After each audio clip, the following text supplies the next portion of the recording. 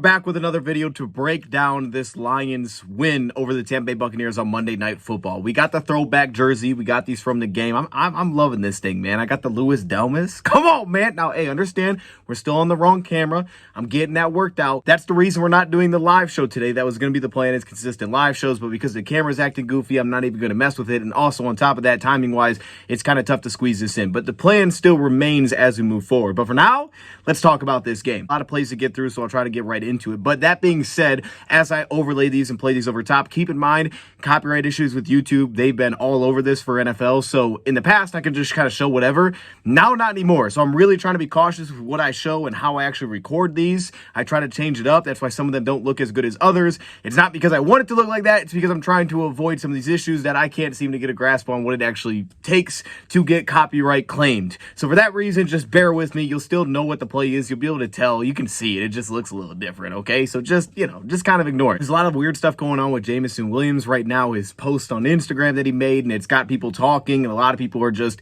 both sides. One side, oh, Jamo, yeah, he needs the ball more. That's essentially what it was. Basically, if you didn't see it, he posted two pictures, like a sad face of like a Michael Jordan. Wasn't sure what that meant. He posted another one, and a lot of people interpreted it as that he wasn't happy that he wasn't getting targets. Some people said it was other things. I don't really know what it means, to be honest with you. I don't want to be in that business of trying to guess.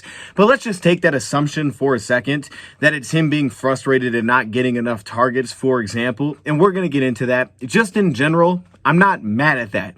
Like, the idea of a guy that you paid $83 million wanting the football and wanting to be involved and getting opportunities, I want that from my top receiver. Now, does that mean I want him going on social media and be like, hey, this dude better throw me the football? No, and I don't like anybody showing up your quarterback. I think that's terrible, and I think the fact that you got paid was for the reason of you're going to be a guy that's selfless. You're going to be a person that fits into what you're trying to do. But in terms of just wanting the football more, wanting to be impactful, I don't have an issue with that in general. So I'm not even saying that's what Jamo was trying to do here, but I think it's more so for me. To me, there's two things to this. Number one, to get him more involved, it's not necessarily just a thing of like, oh, you just got to throw him the football. Because like for this game, as we'll see with a lot of these plays, one, he's not open on a lot of these. Two, you can tell it's not really designed to go to him. A couple times it just doesn't connect. We get an offensive pass interference. We have a miss over the middle of the field that will show. I mean, obviously go to the Cleveland game. We had multiple drops in that game, so there was tons of opportunities for him to get rolling. That just did not happen because he didn't come up with a few passes there. There's always those variables. And there's also an element of, it's not necessarily that they're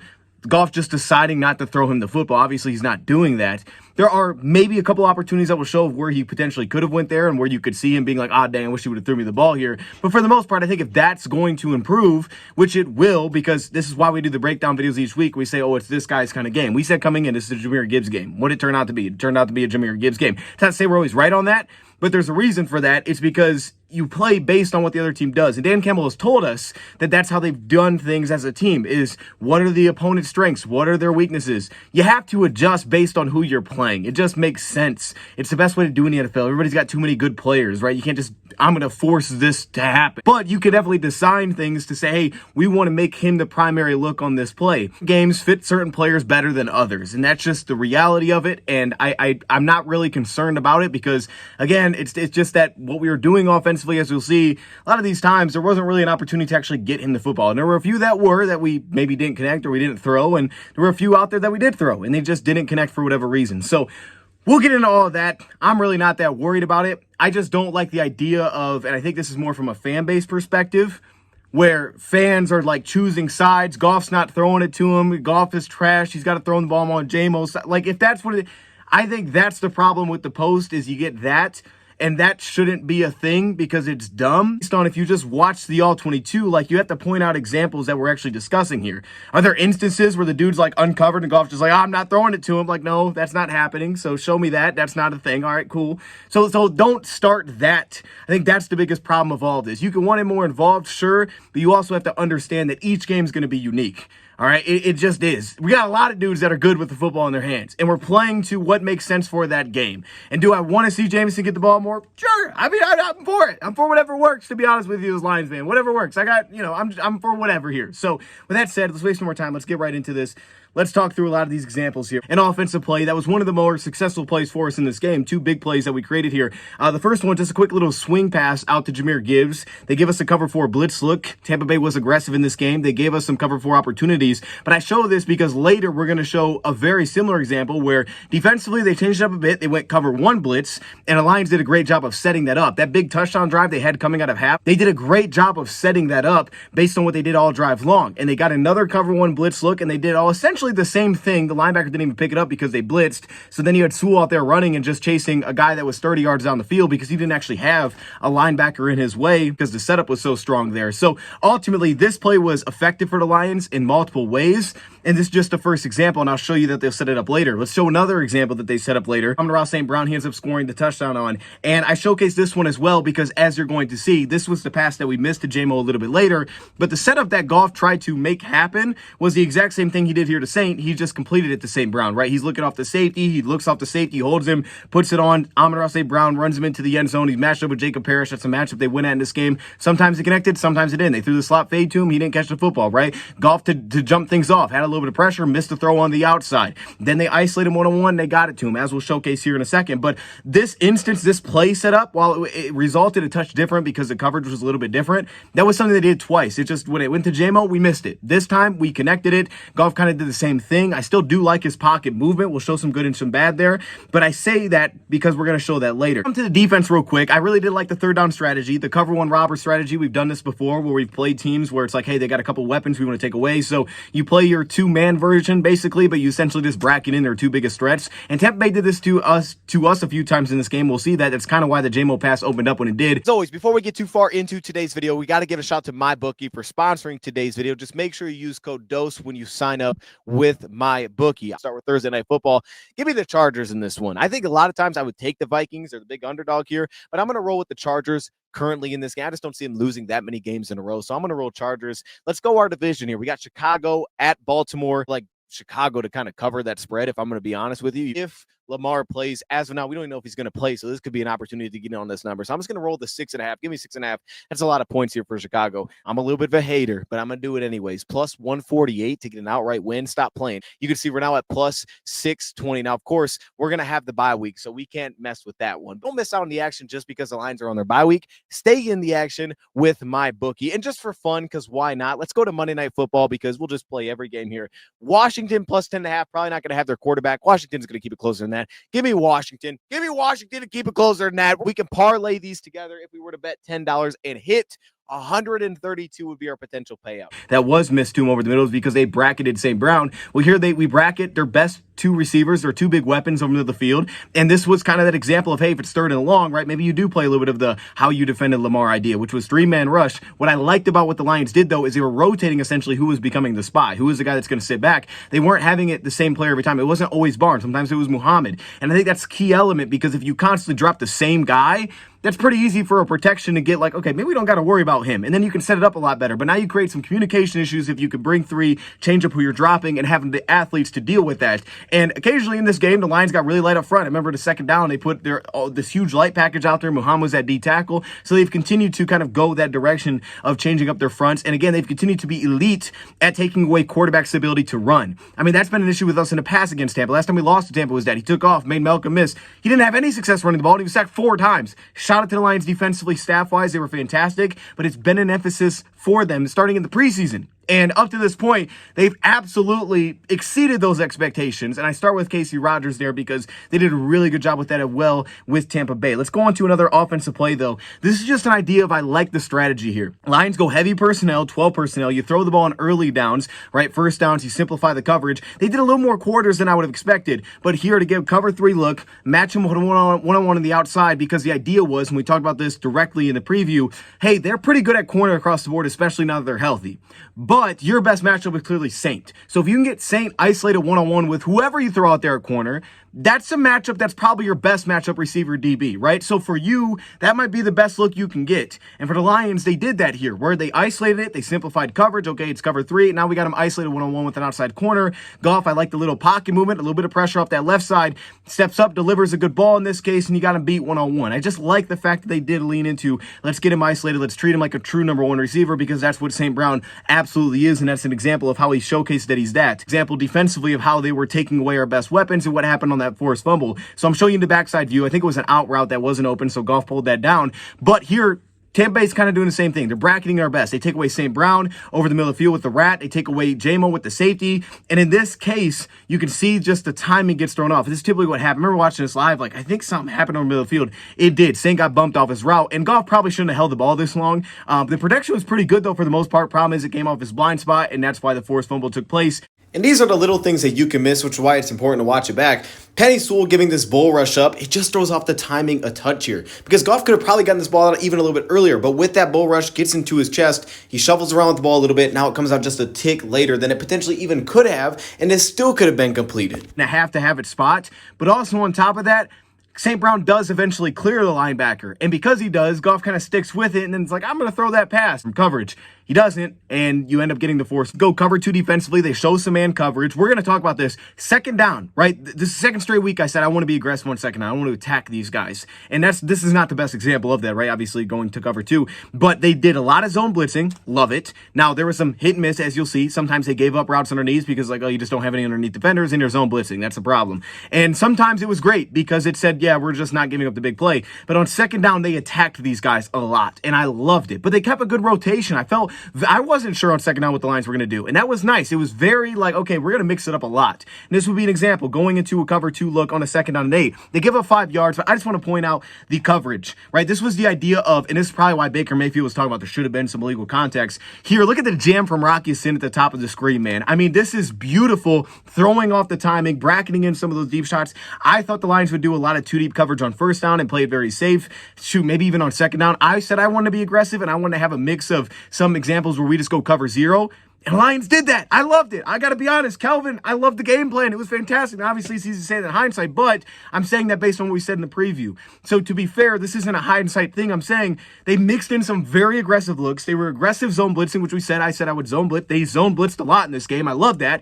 And I thought they would play softer than they did, to be honest. There was examples like this, but they were more aggressive for the majority of the game than I expected them to be with where they were at injury-wise. And that's why it reminded me so much of the Vikings game, which we also referenced in the preview, because it was just like that. Lions were banged up. It's like, what are they going to do? And they got really aggressive, and Sam Darnold looked lost. Now today, everybody's like, Baker Mayfield can't throw. He can't complete a pass. Well, shoot. Let's give the Lions defense some credit, man, because it wasn't just they were overwhelming up front. They were good up front, but they weren't overwhelming all game long. They did a really good job in the back end, and this was a good example of that. Negative run here. Vita Vea creates a blown block. I thought Decker was pretty inconsistent in the run game. He had some really good run blocks, had some inconsistencies. Obviously, Vita Vea on his own just destroys some things. Sometimes that's life. You run away from Vita Vea. That was kind of the game plan I thought coming in. And even when we did, sometimes he just made plays anyway. So shout out to him. But let's go here. So we got a 3rd down and 5, a cover 3 blitz. And this is an example where, hey, this is going to get open. And this would have been to Jameson Williams. We just don't have time to complete that pass. So sometimes things just don't happen, right? So the Lions get into a cover 3 beater. It's going to set up pretty well here. You cleared out that corner, bam, you got it. And it's a good setup. A lot of times watching this back, I feel like, you know what? The Lions were in a pretty good spot. Like they had a pretty good plan for what were they. Now that they always executed, no. But the plan here made sense. I would say more times than not, you felt pretty good. Like, okay, there was an answer that was going to get there. And in this case, not always, but there was an answer that was going to get there because sometimes Tampa Bay just plays really fast and they take things away and they did a good job. Even their interception, you could understand the play call. You could understand the setup. It's just like, he made a good play. And we probably should have went vertical. We'll show that one. That said, though, in this case, what the Lions had offensively set up here was there. Monty just missed the blocks. Even the pass protection was set up well. He just missed the defensive back completely, whiffed on it, bam, now you get sacked and it's not there. That would have been a big shot to Jamo. That didn't happen because of that reason. So I don't even look at it that much, honestly, if we say that's what Jamo was trying to say. I don't look at it that much as like concerned of like, oh man, he's upset with people not getting. I think it's just, unfortunately, that's how the game played out. He just didn't get his hands on as many passes as he would have liked to, and that's very understandable. That's something that I actually can appreciate about Jameson Williams, being like, man, I wish I would have had more opportunities in that game. They were there. I was close. I could feel it, and it just didn't happen. And this would have been a good example of that. And that's something I'm very okay with. I still don't like the social media thing, but I'm cool with that. Like that's why we paid you. We want you because in the big moments, I want you getting the ball. That's why that back shoulder pass, I want him to be throwing the ball in that spot. I do. I want him to be that guy for us because we need someone opposite of Saint because teams are going to take him away on third down. They're just not going to let him get the football. It just is what they're just going to be like, we're not letting him get it. If teams can play man, they're going to double him. So someone else needs to rise, and I do like that he can become that because now Sam Laporta becomes the problem. Like it's all great, but we've already seen they're going to bracket in Jamo too. They respect. We got a first down and 10. Here we go. This is what I thought we'd do. First down, Tampa 2 coverage, softer coverage, 2 deep coverage. We did more of this than I expected to watch back. It's like, okay, they actually did do that. Tampa 2 coverage here, an incomplete pass. What I liked about this is I just felt like they did a great job of taking away the vertical shots, and they were very well planned of, hey, we know what concepts they like to run. Here they go, flood concept. And the Lions bracketed it incredibly well. This could be there. They just played it really well. They high-load it well. Their cornerback's in a good depth spot. Rocky Sin did his thing. Like, we talked about this coming in. They like to run a lot of the flood stuff. This is a flood setup, and it wasn't there. It was a really tight throw. Baker missed it, but ultimately, like, this is really good coverage and good preparation for them. That moves you to 2nd and 10. This was where you got to get after him. And I wish we would have did this more against KC, especially after seeing this. Like, man, we could have did it. I get Mollett. They were more comfortable with him. Thomas Harper played his tail off. He was awesome all game long.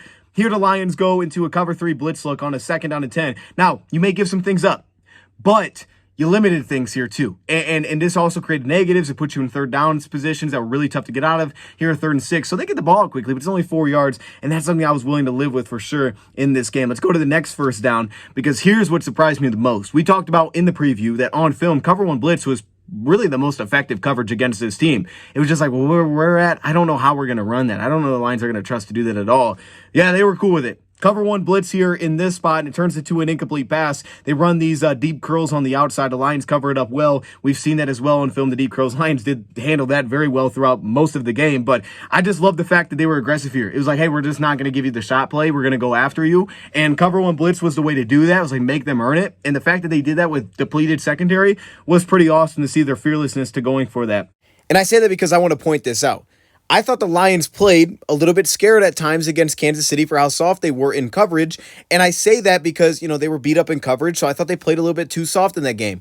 But at the same time, and this is just my perspective, but at the same time, you're allowed to grow as a coach. You're allowed to improve. And man, I thought this was a good strategy and their fearlessness paid off. So all the credit in the world to this coaching staff. We get a 3rd down and 6. Now this ended up being called a defensive penalty. So we get the first down anyway. This could be an example where from Jamo's perspective, I could see like, oh man, dude, you missed me on this one. And I think we did miss him on this one for sure. The legal contact was great. You could see where he was looking. St. Brown, he would have settled down in breaker here. We would have had it picked up. St. Brown kind of stumbled out. Defender fell down. So that route really never broke off in time. So Goff saw that, said, okay, I'm getting off. Then I'm going to look into this crosser. The crosser was getting passed off because defensively, again, they were going into a quarters blitz look. So when that happened, the safety's driving on it. Now all of a sudden, that's not really there. But Goff kind of hung with that. Rather than resetting his eyes back vertically, he went from 1 St. Brown, then go to 2, and then come back down. He instead went 1 to 2. And it's understandable. When they're playing a quarters blitz there, you're expecting you're going to have to get the ball out of his hands. And there was some pressure, but he probably, because of the blitz pickup, could have gotten that shot over top. It's just his eyes never went there. He went 1, 2. He didn't go like 1, 2, 3 and come back to Jamo. And I get it based on the progression of that look. It just so happened that was one where Jamo was going to run away from coverage and have a big play. And I wish we would have found it there. We didn't find it. Hopefully that's something they clean up, but I wish we would have found it. And we can also give credit to Tampa Bay's disguise here as well, because it does look like a cover 0 on the play because of the bodies that they're bringing. So from Goff's perspective, to look back to the underneath route does make some sense because that could be open. But again, when the backside safety drives on that, now it's not there. He's no longer running away from coverage, so they took that away. But you can see Jamo was breaking open. Again, let's go defensively again. 2nd down and 5, and the Lions bring it. A cover 3 blitz, they bring 6 rushers. That's usually more than Rocky Sin was doing his thing in coverage. Give him all the credit in the world vertically on this shot play. This may have been the play that Mike Evans also got injured here, which is awful. But then also DJ Reader, he was big time. The guy didn't play that many snaps, but man, the rotation the Lions have on the interior, Roy Lopez was showing up against run left and right. Reader was awesome as a pass rusher. Like Aleem took a majority of the snaps. He's going to be the guy that gets the attention. Reader was awesome. I was so impressed. This is maybe the best Reader game so far this season, especially as a pass rusher. He was was so big time. Him as well. Let's go to the very next play, 3rd down and 5. And again, same kind of look. Cover one route. Hallett does a great job, jumps on this drag route. You think about what did Brian Branch? Brian Branch would do these things really well for us. Hallett does it here. He steps down, takes over the drag route. Now that's not open. That's not open. Ali McNeil creates some pressure. You're only bringing another thing we talked about in the preview. Like, you might be able to get pressure with 3. And I think we did in some of these occasions. Not all, but in some of these occasions, I think we did. And McNeil here was a guy for that. But this is also something I point to, kind of a coverage sack. Like, I think some of this was, man, we were doing a really good job of coverage. Communication has been so sound. Really, again, since week 1,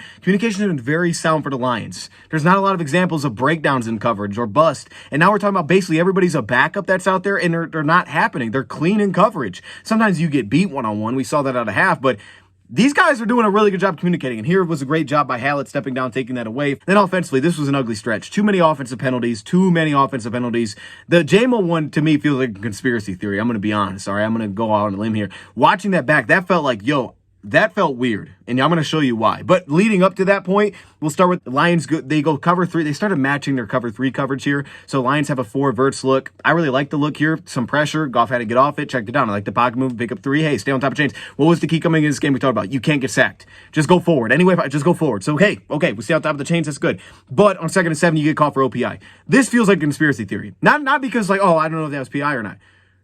It's coming from the opposite side of the field that this call is being made. And when he's throwing this flag, it's coming on engagement. Not even like that, he pushed him off, then he caught. Like, as they engage, the flag flies out. It just felt weird. I'm watching back like, that feels fishy. I'm going to be honest, that felt weird. I got to point that out. But outside of that, I didn't think it was a flag anyway. But I love the fact that Goff went there to Jamo. And that was one of those spots where it's like, you wish that would have counted for him because it was awesome. And that's the growth that we need between him and Goff going forward to be as good as we need to be in some of the big spots, that we have to have that other guy. And in this case, he was great there. Just got called for OPI. I don't know. Maybe he needs to pull back a little bit, not extend as much. That felt weird, though, the fact that they threw that flag and where it came from.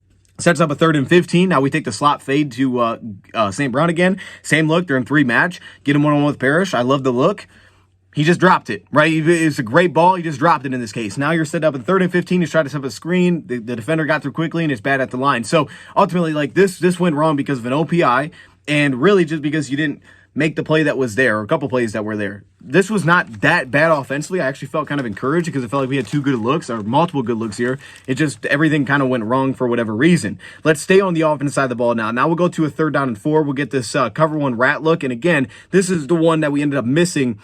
Off one is kind of trying to look this off. And I think that led to a little bit of the missed throw here. Also, timing just felt a little off. It was low as well. So I don't know. Like, St. Brown kind of leans into his guy, separates. But ultimately here, in this case, Goff kind of looks off the linebacker early. He leaks out with the running back, and then he tries to look off the safety. Similar to what he did for St. Brown earlier, it just led to a missed pass here. And Goff's had those, and he missed this one, threw it low, it's incomplete. But they take away St. Brown, they're bracketing him in. Smart adjustment. This is why we need Jamo and Goff to be there, where you can trust him timing-wise. And this is the element that has to continue to grow and get better. It clearly has. Just keep making that better and better, and we're going to be in a good spot here. But in this case, you just ended up missing that completion. It happens. Let's stay on the offense side of the ball because the defense got the ball right back when Mollett picked it off. Awesome. Shout out to Arthur Mollett. Played awesome. Really, a lot of these guys secondary were great. Whiteside played great football. Mollett played great football. These guys played great. I thought Harper was great. I mean, I'm not just like, hey, they got by. They played great football against these dudes, and the plan was fantastic. They were clearly just very well prepared on what they were going to see. Let's go back to the offense, though. We got a 2nd down and 9 look here, and we get this cover 3 look. This is another one where it's like, hey, with Jamo, it's a great check at the line, short motion Jamo, run the deep corner, clear out that corner so I can hit the out route the same. This one, the cornerback sent way off, you go underneath. Like, I'm not mad at that one at all. I think that's the right read for Goff, just to throw that rather than trying to push it to Jamo here. Maybe he could have. I think it's the right read timing-wise. You get it out, you pick up 8 yards. That's probably the right thing to do, right? Could there be a world in which you throw that? Maybe, but you didn't. Then you get a 2nd down and 9 here, where this is the interception. This was set up off the sack, where we have a blown assignment up front. DB comes free, we get sacked. So now we're backed up. It's 2nd and 19. This one that Goff shouldn't have thrown, to be honest with you. Now, probably got to throw it somewhere, and I think the setup was fine. You get Tampa 2 defensively, and the Lions are creating like 3 high lows. So it gives them the opportunity because you do have the safety. I think clearly the best look in hindsight was Goff should have just chucked it to Jamo running that deep corner because the backside safety was trying to race over and help. You're out leveraged there. You run kind of the corner. You have the little out route underneath to pull that flat defender. So the high low that you're running here is actually the 2nd level high low, and Goff tries to, use his body movement to step into it and look down Jamel Dean and then throw it over top of him.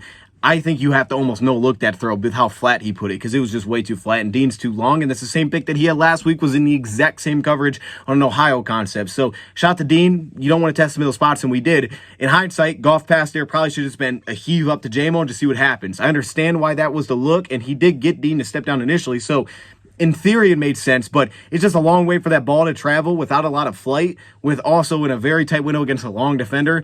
Not a great decision there, and that one gets picked off. But I did like how later he didn't put the ball back in harm's way when he definitely could have, and we'll see that here in a second here, because he definitely could have later. Let's go back to the defense side. Now we're getting into the second half here. One of the big shots they hit, I think, was a good job by the offense, saying, hey, they're going to play cover one blitz. What's the danger? Well, as Dan has told us, it's that you could give up big explosives, and here Rocky Sin did. And this is a good pass. There's pressure in his face, kind of backpedaling, put up a good ball here, and delivered it for a big chunk. And Rocky Sin unfortunately got injured on this play, so hopefully he's all right as we move forward here. But that's the risk of playing this coverage. But the Lions were willing to play that, so ton of respect for them to do it. And again, they forced him to make a big-time play. Baker just delivered a big-time play in that spot. Touchdown here. They have the 3rd down and 3, which they pick up. They kind of ran a little bit of like a rub whip route on Arthur Mollett. That picked up the 1st down. Got him just what they needed. At very least, who made them. Speaking of earning everything, 2 examples I must show. Love the way that Campbell played. Also, Roy Lopez was great against the run. 3 tackles and 11 snaps is crazy. But also here, look at the safety play in the end zone on this 2-point conversion. So Jack Campbell's the rat backer. He's going to slide over and give help. But this is going to be there, right? This pick setup is going to be there. Remember last week, Chiefs walk into the end zone because they run the pick on one side and you're not going to get there and he's dragging in. This is going to be there because Campbell's going to be late. Notice the safety Harper. He dives on this. He reads the concept immediately, dives on this. So now he has to go to the back end zone. Now Whiteside makes a great play. But the reason this is taken away is because the safety reads the concept and jumps it. If he doesn't jump this, it's going to be there immediately. So what a play by this. This is big time play. It felt like they had to earn pretty much everything. We didn't miss a lot of open field tackles. We missed a couple, but for the most part, we were pretty darn sound. We made them earn what felt like everything in this game. If you were going to get it, it had to be a flag because, man, you were going to make it to contest the grab. I love all of that. Or somebody else was going to have to beat me, and it wasn't going to be one of their top receivers on 3rd down. I love all of that mindset. Now you get them in a 2nd and 14 after an offensive penalty. The Lions go cover 4 blitz here. Cover 4 blitz here. You get a bad line of scrimmage. Again, 2nd and 14. They played it aggressive. They went after him, and the ball had to get out quick, and he threw it to the flat, and there was nothing there. He got batted. Even if that was caught, it probably gets you 5 yards. Like, that mindset to me was just fantastic in this game. I loved it. Let's go back to the offensive side here, and this was where the Lions run game really came to life. And outside of the big run, obviously that was the explosive kind of was it inside zone or a dual run that popped.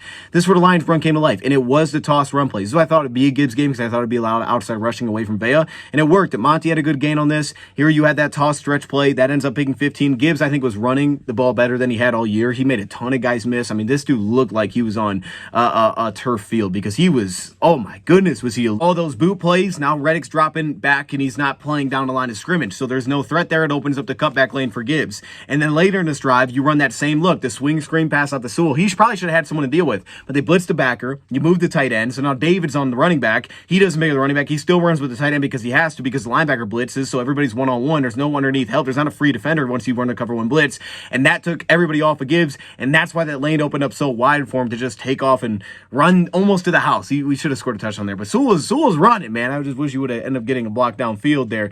And then again, the stretch toss play was successful here going at Hall. Just staying away from Vita Vea was successful. Running towards other defenders up front, or like number 95. He slipped my mind. I can't think of what 95's name was, for example. Here, though, cover 3. This was the instance where Goff could have thrown a pick, and he made a good decision not to, right? You have the kind of stick concept on one side. It's not there right away. Jamo's take away on the hitch. You come back to the stick and then dig behind it, to the hitch and dig behind it. And Goff could have thrown a pick. He read it well. He took care of the ball, and he threw it away. And that, again, that was the goal. It was like, hey, don't take sacks. Here I give credit to the pass protection, and also obviously don't turn the ball over. And in this case, at very least, he avoided another turnover, which probably would have been there if he tried to back it out of 10. Cover 3 blitz, right? You're bringing 6. So the quick hitch gets out, but again, you're just not letting them get anything vertical. The Tampa 2 and 2 deep coverage on 1st down minimized anything vertical. We made them play an intermediate passing game. They clearly weren't very comfortable doing that, and the Lions stopped the run on 1st down, and that was such a key. They stopped early down rushing in this game for the most part when they were attacked there, and I think a big part of that was, one, doing that with 2 deep safeties is incredible. They did some inverted looks out of that to try to give them some help and then bail out. But again, in cover 3, they also won their assignment. assignments. And a great example would be the one-on-one that we saw with Nick Whiteside, a deep curl route. Look how well Nick Whiteside plays this one-on-one. I mean, this is fantastic coverage. This is the kind of thing where it's like, hey, you're not giving up the explosives, letting nobody overtop, and you're just covering well. You're throwing off timing when you're going cover two. So you're throwing off timing. You're not letting the vertical things happen. You're forcing the ball out underneath when you're blitzing. On second down, we're not letting them get their yards back. We're making them play an intermediate game where they clearly weren't overly comfortable playing because they clearly left some things out there in the intermediate passing game. They missed a lot of throws when they were forced to throw that into tight windows. Lions made them make tight window throws, which felt very reminiscent of what they did to Sam Darnold. They took away the vertical plays, took away the big play, they took away the run game, and it made them make those throws, and they couldn't live there. And I give the Lions a lot of credit. Get guys in his face. Baker's not the tallest quarterback, and he's missing some throws. It was fantastic. So I give a lot of credit to the defensive plan overall for this game. Again, defensive backs, a lot of guys just played really well, and I'm really just like proud of that. It makes me really happy for the depth as we go forward, and it's a great time for a bye week. So with that being said, I'm going to leave it there. Let me know your thoughts in the comments below. Thank you for watching, and I'm out.